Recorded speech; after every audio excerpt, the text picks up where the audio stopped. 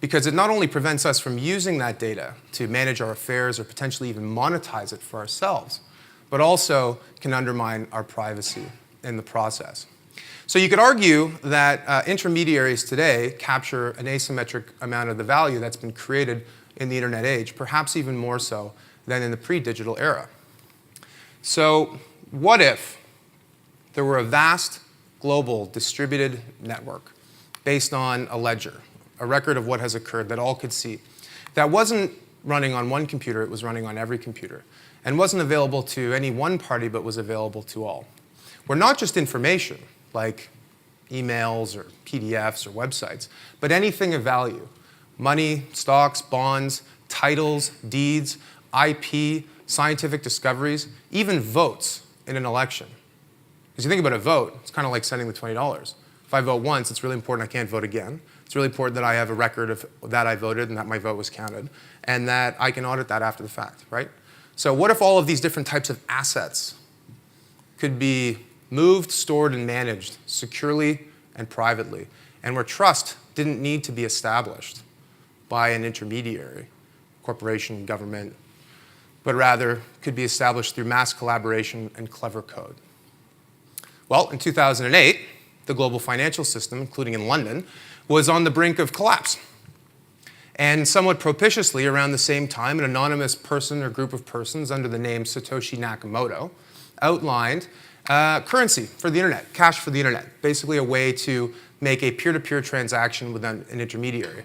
In the same way as if you went down here to the hot dog stand, you buy a hot dog and a can of soda, you're not using an intermediary. It's a bearer instrument that goes peer-to-peer. They have hot dog stands in the UK? No? Okay. The tea and scone stand. They have those, right? Yeah. So they developed this platform, and it turns out that it worked. And it worked really well. And it set off a spark that traveled like wildfire and has captured the imagination of people in a lot of unexpected places, including financial services, where many of you come from, but also in music, in government, media, and other industries. So how does all this stuff work? Well, it starts with a distributed ledger running on as many computers as it can in the world, accessible to all and backed up with some pretty heavy-duty cryptography. Transactions on this network are validated by a community of participants. In the case of the Bitcoin blockchain, the biggest blockchain, they're called miners. Not like little miners, like pickaxe miners, who commit large computing resources into this network to achieve consensus on what has occurred. And in reward for doing that, they are issued new Bitcoins, essentially. Every so often, like the heartbeat of the network, these transactions are batched into these things called blocks. Each block, once it's added to the chain, the blockchain, must refer to the preceding block. The information about the transactions that happened in one must refer to what has happened in the past. What that means is that you can't just go back and move a number in a ledger in the spreadsheet to change a transaction to send the same $20 twice. You actually have to go back and rewrite the entire history of commerce, going all the way back to the beginning of the blockchain. And you don't have all the time in the world, you have 10 minutes. And you're not doing it in secret, you're doing it in broad daylight of the largest computing resource in the world. According to some estimates, the Bitcoin blockchain marshals as much computing power as 10 to 100 Googles combined. So is it hackable? Is it unhackable? To be sure, nothing is proven unhackable throughout history, but this is an infinitely more stable and secure way of moving, storing, and managing value. And then finally, these blocks are time-stamped. So what that means is any attempt to change when something occurs is immediately spotted, fixed. So Bitcoin was the first blockchain, but it's not the last. And I think many of you would know about this. Who knows about Ethereum? Just raise your hand so I can get a sense. OK, about a third of you. So, well, just to go off script for a second, because this is a cool story. The Ethereum is a new technology platform, a new blockchain that was built by a Canadian kid who was 19 years old at the time and loved Bitcoin, obsessed with Bitcoin, had a Bitcoin magazine, was active in the community. But in it, he saw certain limitations in his mind. And so he set off to create a new platform. Bitcoin was great at moving and storing value. He wanted to write contracts on top of it, to build companies on top of it, to give it more intelligence. And he wrote a white paper, put it out on Reddit and on GitHub and these other platforms, and said, who wants to fund my project? Turns out a few people did.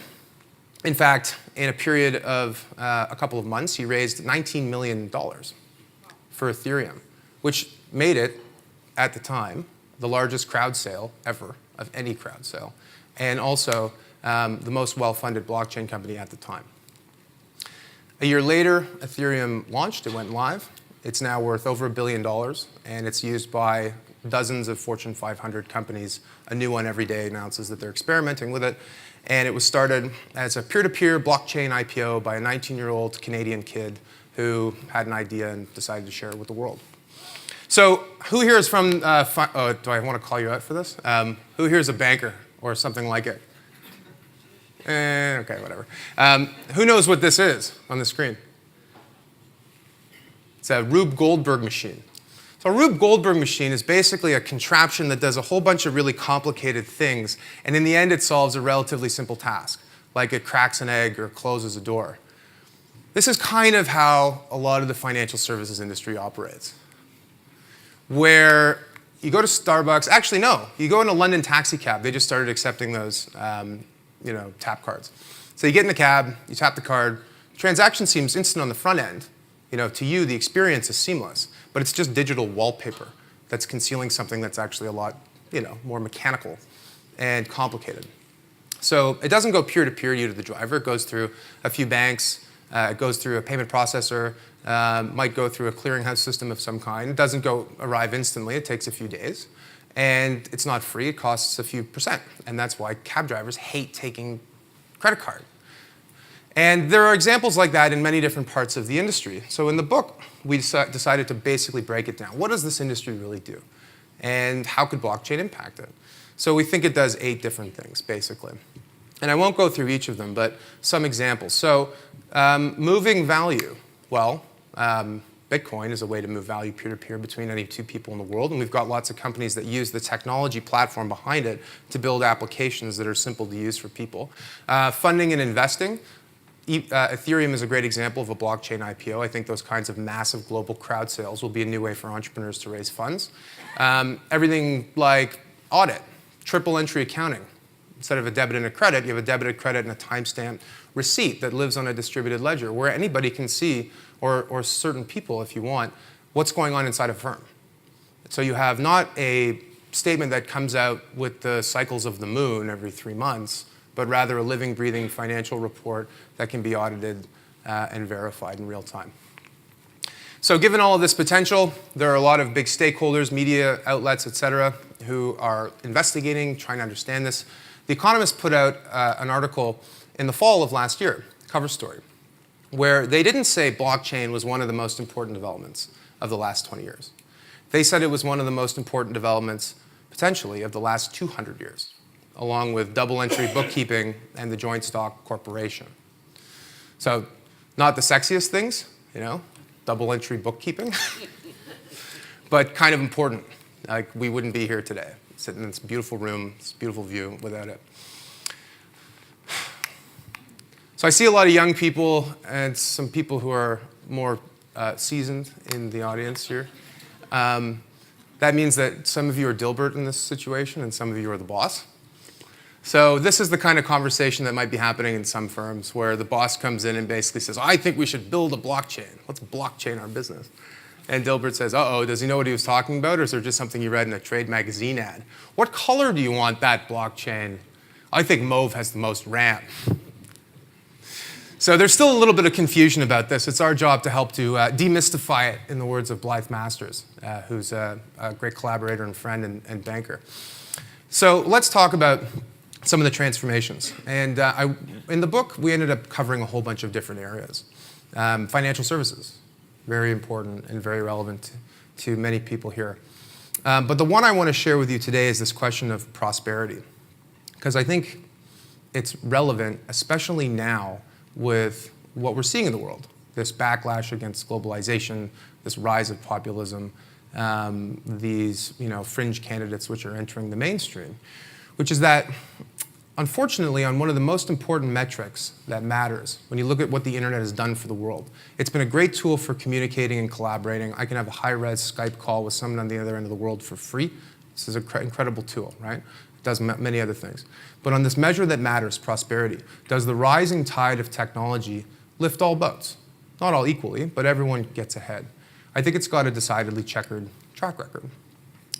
And unfortunately, as a result, we still, when we think about how to solve this problem of social inequality and economic inequality, which is, I think, basically the biggest policy issue in every single developed country in the world, we rely on this idea of redistribution of wealth, that you have to tax the wealthy more to give to the poor, and you've got to take more from companies to redistribute, to normalize things. And it's important, and we may even have to do more of that. But could we, rather than redistribute wealth, could we pre-distribute wealth? Could we democratize the tools, the conditions, the opportunities that enable wealth to be created in the first place? So let's look at that. Turns out there are 8 ways we think blockchain can help with this very serious problem, including billions of people in the global economy. 2.5 billion people are unbanked. They don't have access to basic financial services, a way to move, store money, and a way to access credit. Those are kind of the 3 basics. And to banks' credit, there are a lot of reasons why. One of them is that you kind of need an identity in a lot of cases to get a bank account, and 2 billion people in the world don't have an identity. They don't have a birth certificate, a driver's license, a passport, and that prevents them from accessing financial services. There's a company in Kenya called M-Pesa. Seeing some nods, people are familiar with that. It's not blockchain related, nothing to do with blockchain. But they saw a problem and an opportunity in it. No bank infrastructure. People were getting robbed on buses with the small cash that they had. Big telecom infrastructure and a lot of phones, a lot of flip phones. Maybe we could offer banking services using this technology platform. Well, since 2013, 43% of the GDP of Kenya has gone through M-Pesa, which is a project that was launched by Safaricom in Kenya.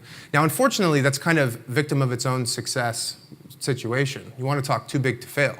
43% of the GDP going through one company poses some risks. Could we supercharge that on a global basis with a platform that wasn't run by one firm, which carried that kind of a risk, but rather was distributed around the world? There are lots of companies who are doing stuff just like that, and we'll hear from one of the entrepreneurs that has one of the most successful ones shortly.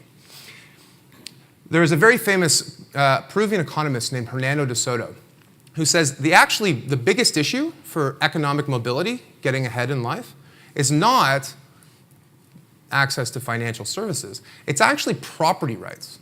Do you have title to your land that is clear, unambiguously yours, and enforceable and enforced by the government? Well, Hernando de Soto says that 70% of people who think they own land actually have a flaky title, where they may not be enforced, where someone else might have a competing claim. And this plays out all over the world. Rio de Janeiro with the Olympics.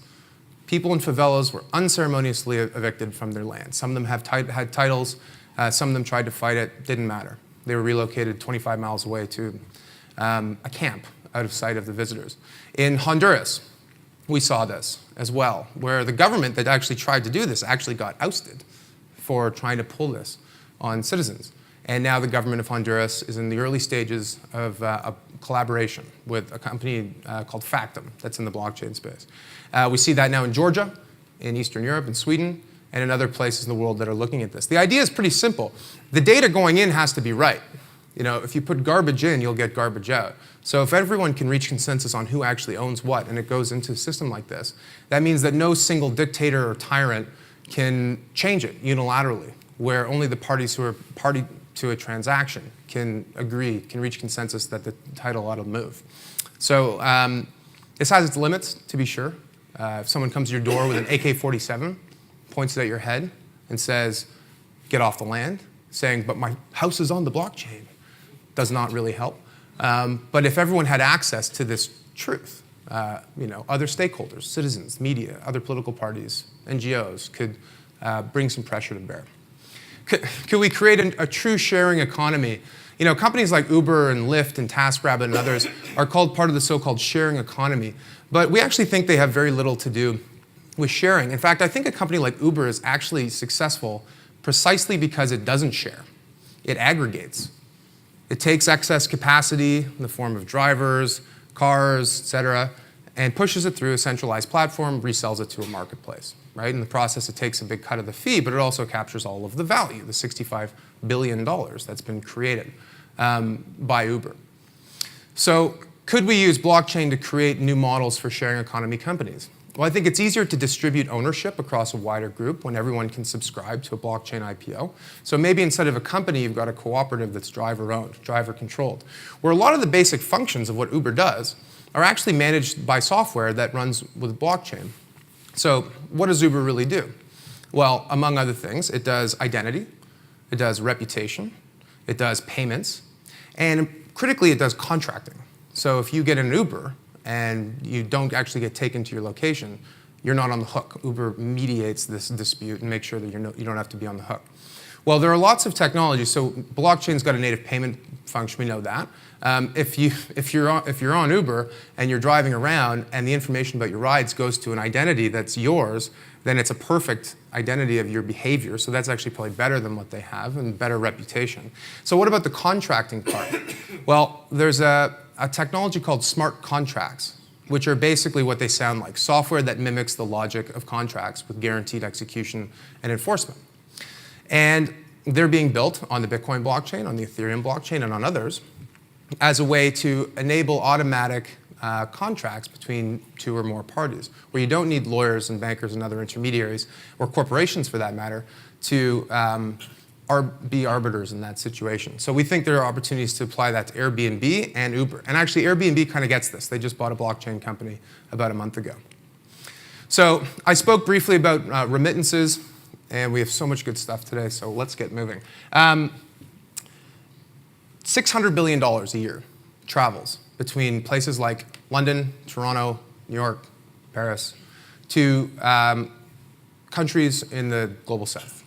And they're sent by diasporas who are living abroad, who do this with regularity. It's the biggest flow of funds into the developing world, bigger than direct foreign investment and bigger than foreign aid. And the fees are about 10%. So there is a housekeeper in Toronto. Her name's Annalie Domingo. And for 25 years, she's been sending money home dutifully using a thing called iRemit, which is just like Western Union. And I asked if I could join her on one of these trips. So she got her check from her boss, took it to the bank, deposited it, withdrew cash, got on the bus, took it to the other side of town from where she lives, got in line at the iRemit station, which is in a supermarket. It's Friday, so it's payday, so everyone else has the same idea. We ended up waiting an hour. She gets to the front of the line. She fills out a piece of paper that takes about 20 minutes. She hands over the cash. But the money doesn't go instantly to her mom, of course. It actually takes 4 to 7 days. Her mom never knows when she's going to get it, which is a source of stress for her. And it costs around 10%.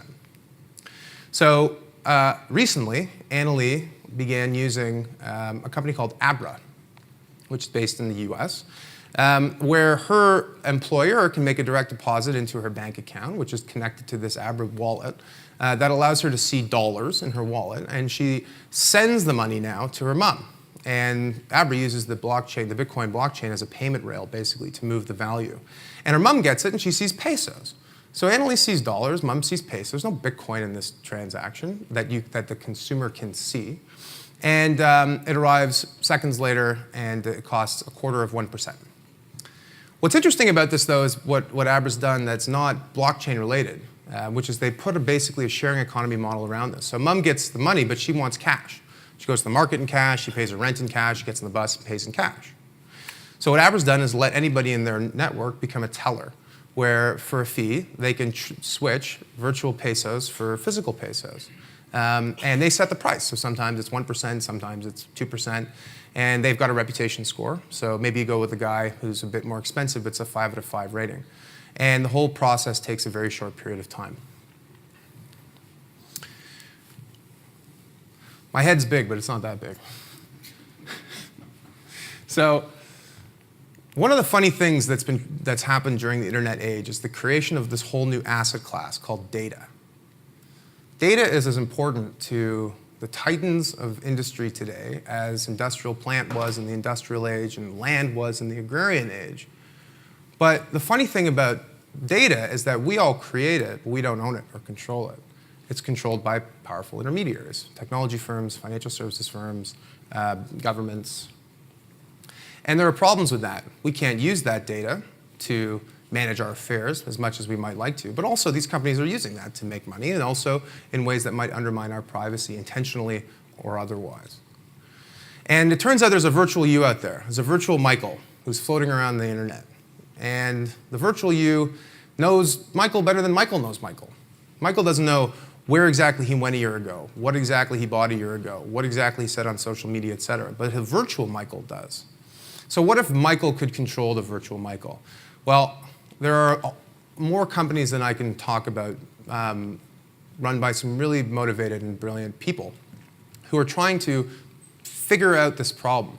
Could we have a personal identity that sits in a black box that we control, that when we enter into transactions online, or we enter into relationships online with intermediaries, where we only disclose what's absolutely necessary? It's not always necessary that the merchant or anybody else knows who you are when you're making a payment online for something. It's only necessary that they know that they get the money.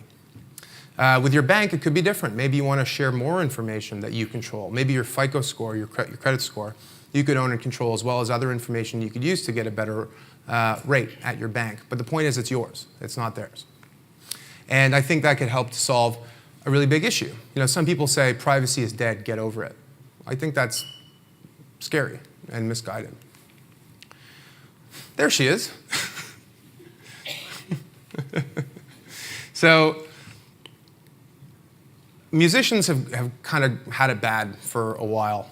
And it's only really getting worse, actually. You know, in the record label era, if you wrote a hit single in the 1980s, sold 1 million copies, you would make $45,000 in royalties for that single. That's according to the head of the Canadian Songwriters Association. The same song today gets streamed 1 million times on Spotify. You make 36 bucks. Which, and I've been in London now for a few days, doesn't get you very far. Doesn't get you very far anywhere. So one of the big issues is that the internet was actually supposed to make the way that artists and their fans connect with each other better, maybe cut out some of the intermediaries, allow them to connect directly. But it actually made things worse because it took what was an asset and turned it into a free commodity that could be copied and duplicated. So new types of intermediaries stepped in to try and solve the problems. Apple Music, Spotify, et cetera. And they may have provided some order to the disorder, but now artists have it even worse than they did in the past. So mycelia is an incredible thing, and there are others like it that are trying to solve this problem. So imagine instead if a song wasn't just music, but a song was intelligent. As Imogen likes to say, the song is like a business that didn't just have lyrics and music tracks, but also had licensing rights and royalty agreements in the song itself. Wherever the song was playing, it was out there in the world, it was being listened to on the radio. That's one licensing agreement, split equally amongst whoever holds the rights. It gets put in a film. That's a different licensing agreement. It gets sampled for a ringtone, different licensing agreement. It gets played on a TV show in Korea on the other side of the world, different licensing agreement. And where the value doesn't have to travel through, at last count, I think 10 different intermediaries, but rather goes peer-to-peer. And then maybe the musician decides who of her collaborators and supporters have actually added value to this process. So that basically takes the entire industry and turns it on its head. And I think there's a way to do that without compromising the great listening experience that we all have thanks to the ubiquity of music. This is about just ensuring that the people who create content get to share in that value. And we think that this is an example of a new kind of business model that is enabled by blockchain, what we call the metering economy. So this is actually a dashboard for a power project that NASDAQ has called Link. And so you think of the NASDAQ, you know, they're involved in stocks and bonds, making markets and financial assets. NASDAQ views itself as a company whose core competency is markets and technology, and now they're looking at ways to apply that to different areas. So the idea here is that you've got a solar panel on your roof, you want to create value that you own and control and that you can sell peer-to-peer rather than at a wholesale rate back into the grid. Well, now you can do it because assets, NASDAQ software allow you to take the energy, bundle it into an asset that you can sell and trade at an open market. It means more value for the individuals. It means a new opportunity for NASDAQ. So this isn't all about disintermediation. It's as much about reintermediation. But it also could create a more secure and more efficient power grid as well. So one business model of many's. So this guy is a guy named Ronald Coase, who lived for a long time. And yeah, he ate his Wheaties for sure. Who in a paper 80 years ago called The Theory of the Firm asked a deceptively simple question. He said, why do firms exist? If the best way to allocate resources, organize capability, create value, is in an open market, Adam Smith said that 250 years ago, how come everyone who's in a firm isn't an independent contractor? How come sales, manufacturing, logistics, marketing, management, they're all bidding with each other in a market? He said, there's a reason for this. It's called transaction costs. So as long as it's cheaper to do something inside the boundaries of the firm than outside, firms will continue to grow. So in the industrial age, Henry Ford knew this very well, which is why the Ford Motor Company didn't just make cars. They had a timber mill. They had a rubber plantation in Brazil called Fordlandia. Fascinating story, look it up. They had steel plants. They would put lumber and steel through one end of their plant in Dearborn, Michigan, and a Model T would pop out the other end of this factory because it was easier to keep everything inside of the boundaries of the firm. Cheaper as well. So the internet came along and we saw some unbundling where we saw an extended enterprise and then later what we call business webs. So the motto of the 90s was focus on what you do best, outsource the rest. We were able to discover price and discover counterparties and contract more easily with people all over the world to flatten the firm out a bit, more horizontally integrated than vertically integrated. But if you look at the company today, it kind of looks like it did 30 years ago. I don't think firms are that much different than they were. Is there a way to maybe change this with blockchain? So we think so. And in the book, we provided basically a taxonomy of where we think this kind of stuff is going. So smart contracts are kind of like the nuts and bolts of a company, where things where you need to contract and to enforce contracts and move money around can be done cheaper and faster and more efficient. Autonomous agents combine that with technology like machine learning that can learn and make decisions and provide essential services that people used to. So you combine the smart contracting with autonomous agents and you make it bundle it all together, it becomes more complex. You get this thing called the distributed autonomous enterprise, which we put in the book 9 months ago. And at the time, we thought this was a little bit far out, honestly. A company where a lot of the functions of the firm aren't handled by people, they're handled by autonomous agents running smart contracts. And we thought that people might think we were a little bit nuts, actually. But we decided to put it in there because we thought it could happen. Who here knows about the Dow? Okay, so you know that it's all good with the Dow, no problems.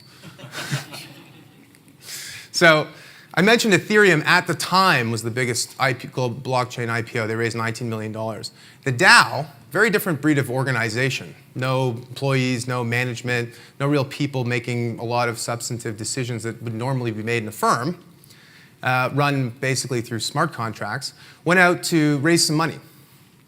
And it turns out they raised a lot of money. In fact, in a month and a half, they raised $165 million US. A company with no people raising funds peer-to-peer from tens of thousands of investors, small investors, all around the world. $165 million. So this has big implications for financial services. What does it mean for late-stage VCs, investment banks, Kickstarter, Indiegogo, lenders, when a company can tap a global marketplace of investors in a peer-to-peer sale of tokens, of equity, in a way that is both huge in scale, but also very efficient in terms of the time it takes to do it. that could fundamentally change and transform all sorts of different parts of the business. The bigger question, the more interesting one is, could it actually work? Could you actually have a firm that runs like this and does so without issues? Well, the answer, like in a lot of questions, is it's complicated. The DAO, I think it's fair to say, has been a failure, actually. It has, what happened was basically that hackers found a flaw in the code and they exploited it to their gain. And they basically carved out a big chunk of money and put it into a separate account inside the DAO. It's called a child DAO. And it's created this maelstrom of controversy in the community, who both own it and also who built it, about how best to proceed. And right now, they're split on a decision on what to do. But regardless of how they do it, I think it's clear that this particular distributed autonomous enterprise probably didn't work. But that doesn't mean that others won't. It's kind of like a lot of startups and a lot of new technologies. A lot of them fail, let alone ones that have radically new business models, let alone ones that have no people running them. So I think that people see this as a growing pains, maybe a learning opportunity to make things right. It's like any company. Let's say it's not software, it's people. If you hire someone, it's really, you take great care to know who you're hiring. If you're going to build software to do the job of people, you got to get it right. Number 8, could we reinvent government? So these are 2 books that came out in the early 90s. Gabler and Osborne's Reinventing Government and the Gore Report. And in that, those 2 books, they basically said there's a coming technological revolution that's going to transform the relationship between governments and citizens. It's going to change the way we deliver services. That's going to create more citizen engagement. It's going to allow us to do everything better, faster, cheaper.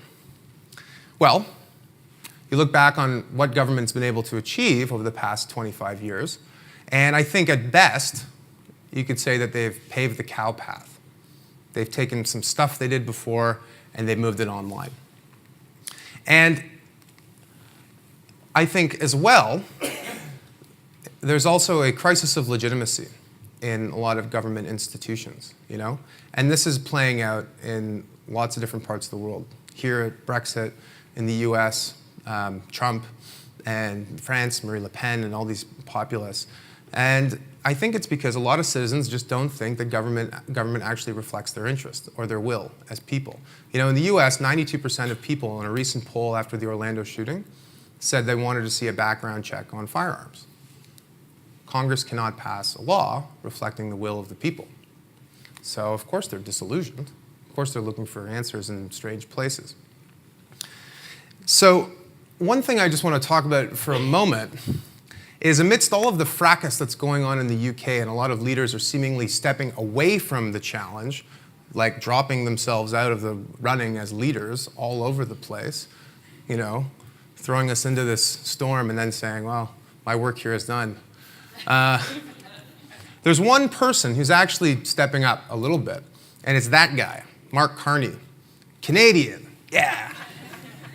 Canadians to the rescue.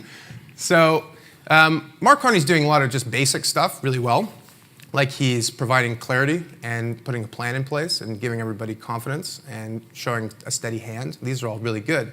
But could he be doing more?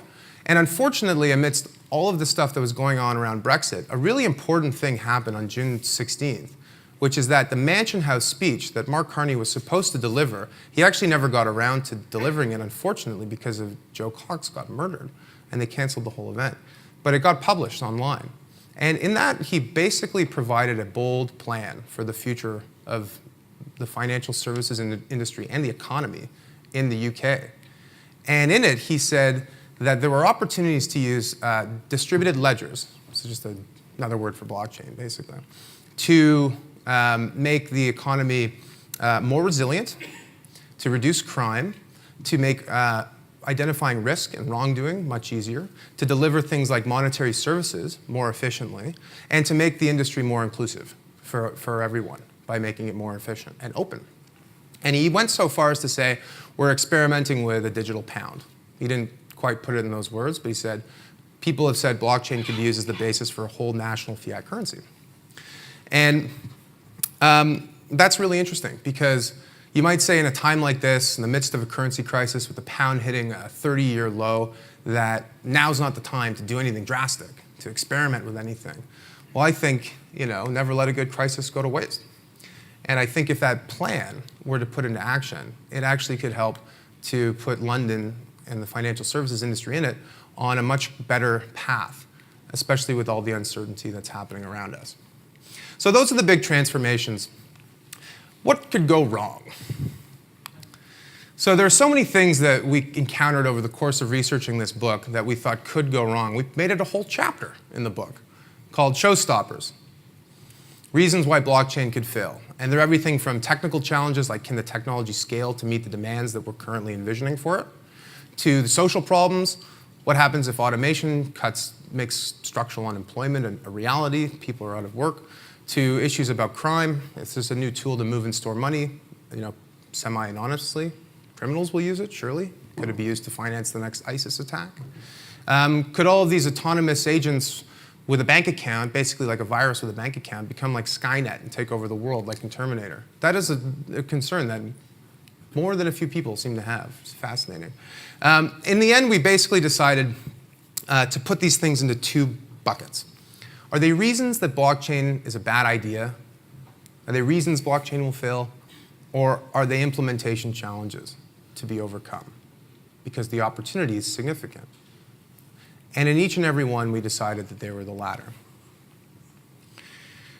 But technology is just a tool. Technology doesn't create prosperity. People create prosperity. All that stuff's not going to happen just because of blockchain. And it's important also to know that blockchain is not a panacea for all the world's problems. There are things that we can't just readily say technology can help us solve, because they won't. So what's really required here is leadership. Leadership to help steward this technology in a way that helps it to realize its potential and to ensure that the dark side is unrequited. Now, leadership is one of those things that can come from anywhere, really.